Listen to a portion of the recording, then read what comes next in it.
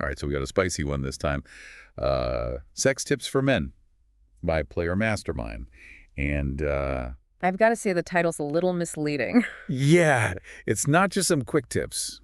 There's a lot more going on. It's deep. It's about mindset, technique, and really getting into like female sexuality in a way I haven't seen before.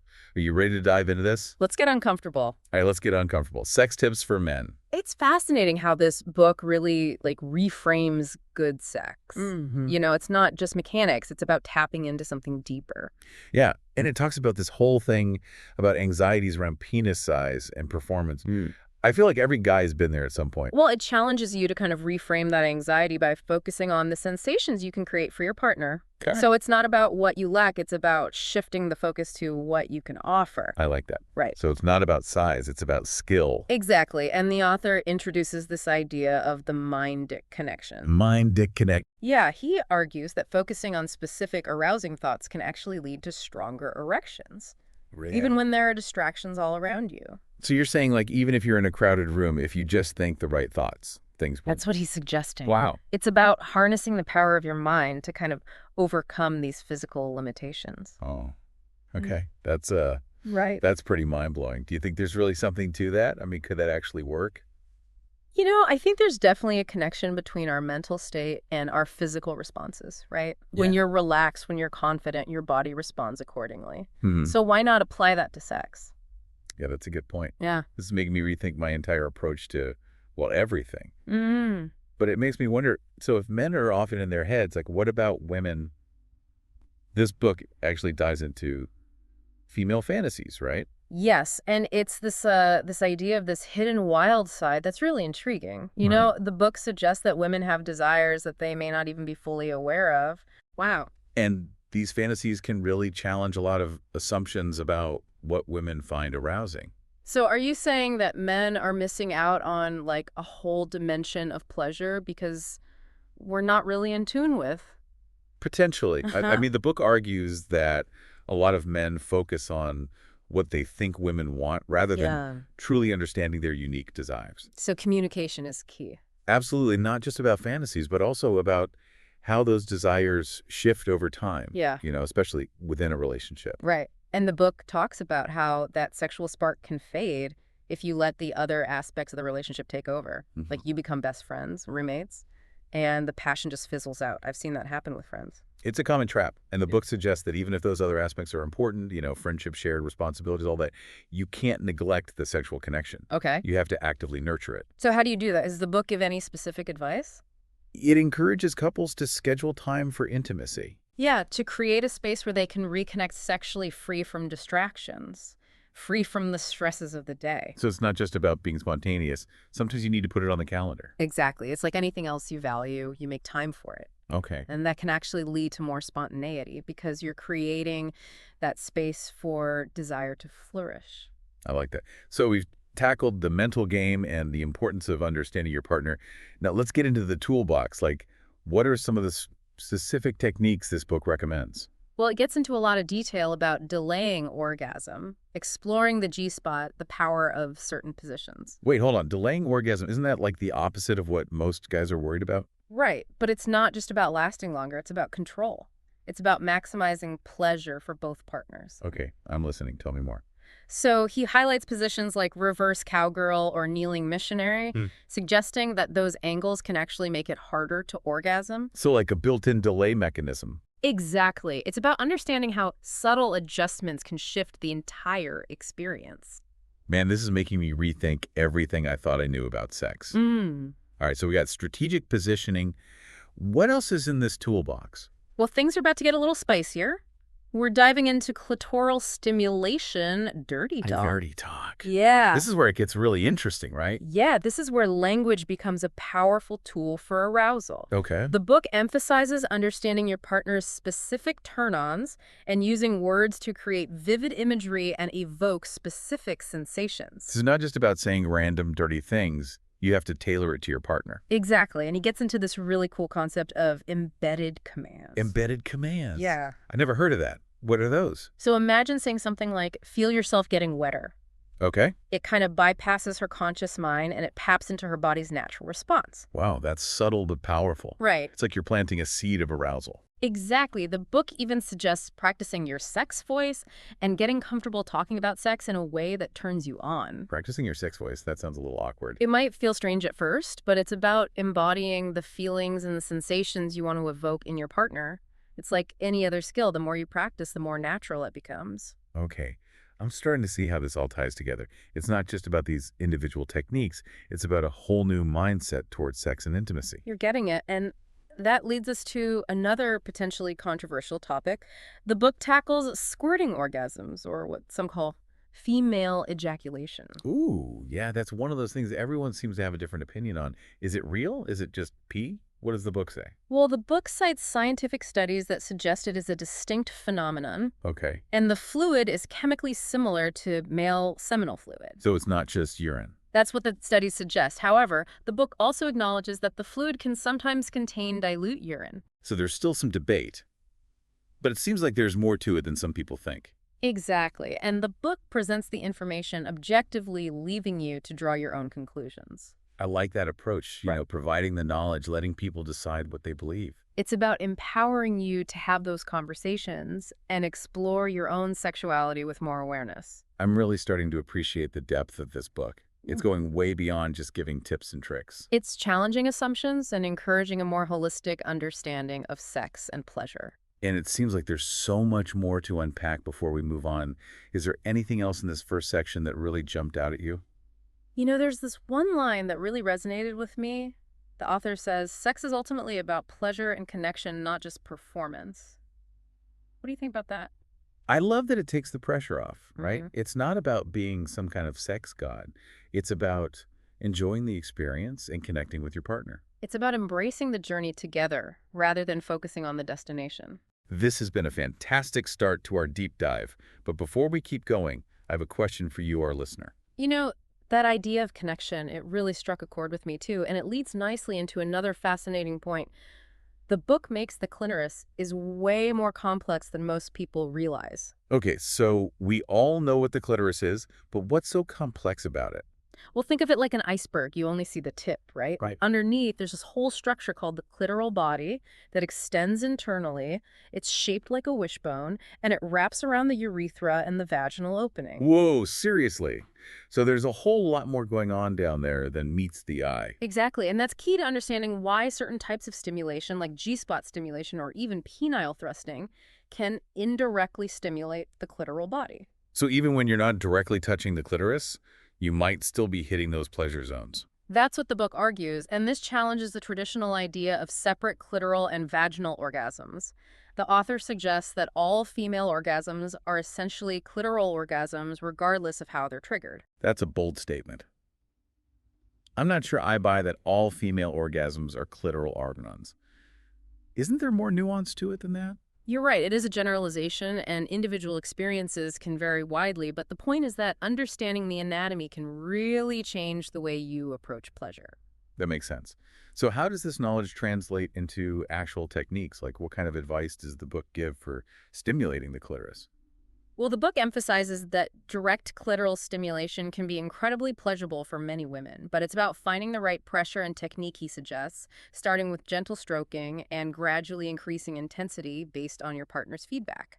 So basically pay attention and communicate. No shocker there, but what about oral sex?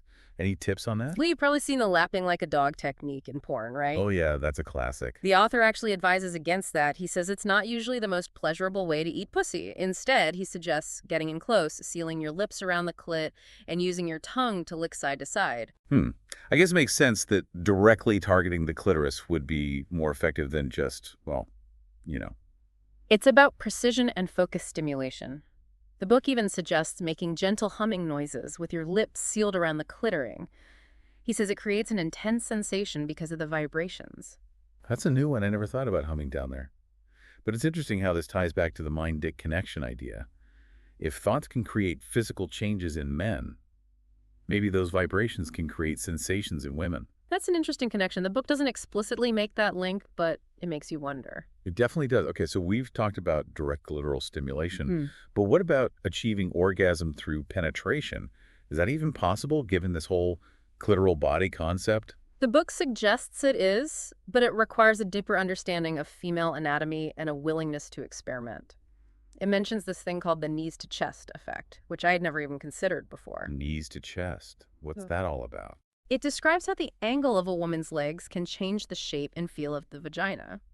Think about how a sock bunches up when you bend your foot. Same concept. Okay, I get the analogy, but how does that affect things in the bedroom? Well, when a woman's thighs are bent forward and her knees are closer to her abdomen, the vagina can feel shorter and shallower, so positions like doggy style, where the knees are naturally closer to the chest, can feel deeper. Ah, so it's all about maximizing contact and stimulation.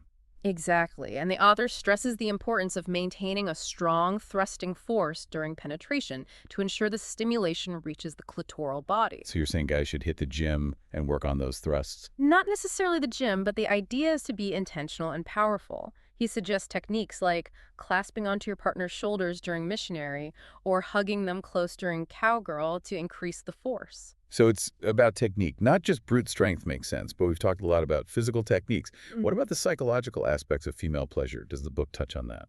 Absolutely. It emphasizes that a woman's emotional state, her trust and connection with her partner, and even her fantasies can significantly influence her ability to experience pleasure. So it's not just about hitting the right spots. It's about creating a safe and intimate space where your partner feels desired and understood, and that's where communication comes back into play. Right. That whole open and honest conversation thing, we talked about it earlier. But the book also goes deep on dirty talk, Oh right? yeah, there's a whole chapter on the author really dives into the power of language to create intense arousal, even triggering orgasm without any physical touch. Wait, seriously, orgasm from words alone, is that even possible? That's what he claims. He explains that dirty talk works by tapping into our imaginations and triggering the release of hormones associated with pleasure and arousal. So like saying the right thing can literally get her in the mood. Essentially, and he emphasizes the importance of knowing your partner's specific turn-ons and tailoring your words to evoke those desires. It's about creating a personalized script that speaks directly to her fantasies and sensibilities. Okay, I'm starting to see how powerful this can be, but how do you go from awkward small talk to full-blown dirty talk? Any tips for beginners?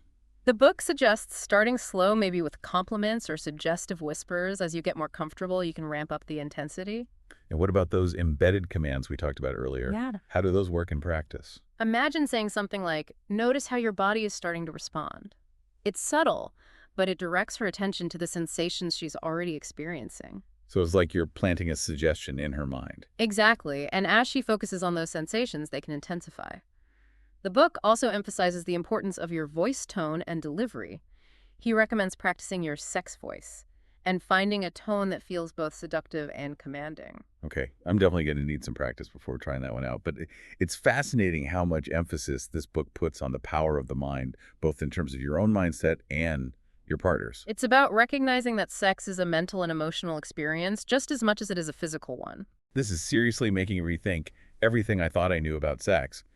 But I'm curious, with all this focus on technique and dirty talk, could it ever start to feel, I don't know, mechanical? That's a valid concern, but the author addresses that directly. He stresses that spontaneity and playfulness are still crucial. So it's not about following a script or turning sex into some kind of performance. Exactly. These are tools and techniques to enhance your experience, not rigid rules.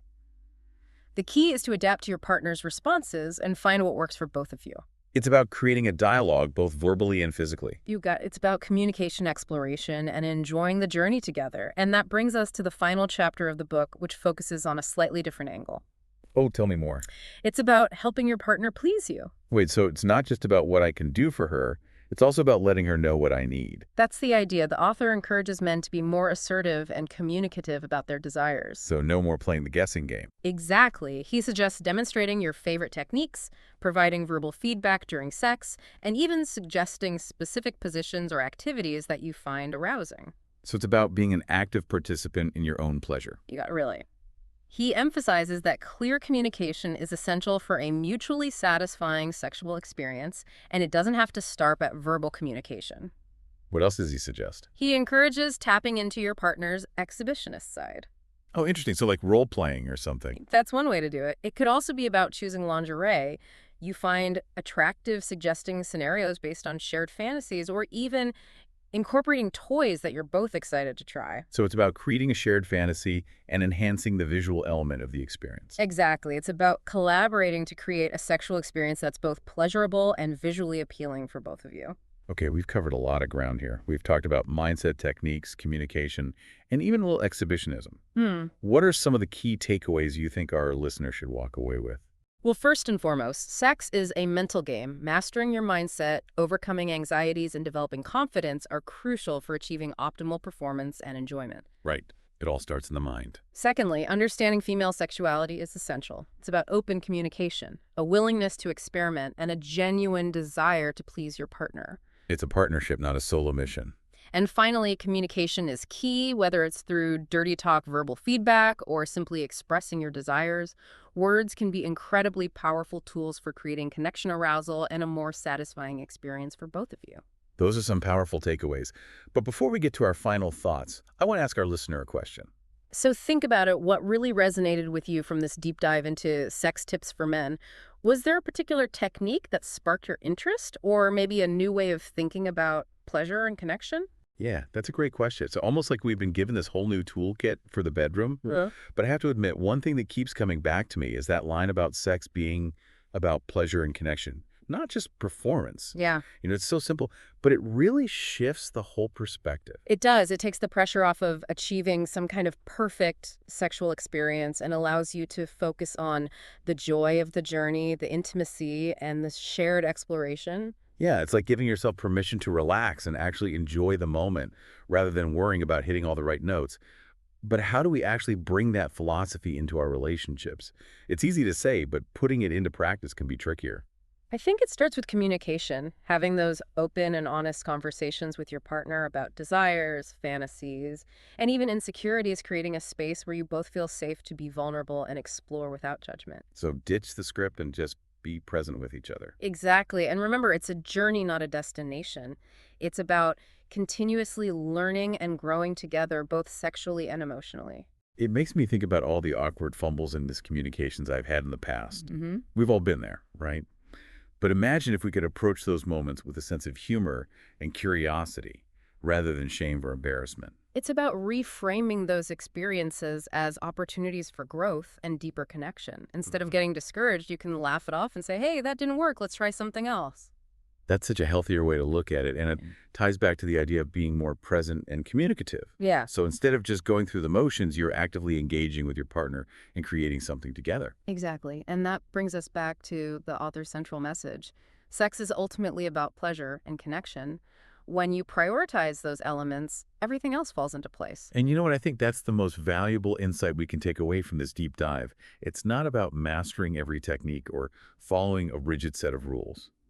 It's about approaching sex with an open mind, a generous heart, and a genuine desire to connect with your partner. Beautifully said. And remember, it's a journey of discovery. There's always something new to learn, explore, and enjoy. And on that note, we wrap up our exploration of sex tips for men by Player Mastermind. We hope this deep dive has given you some food for thought, some new tools for your toolbox, and maybe even inspired you to try something new. So keep those conversations flowing, those minds open, and remember, above all, have fun.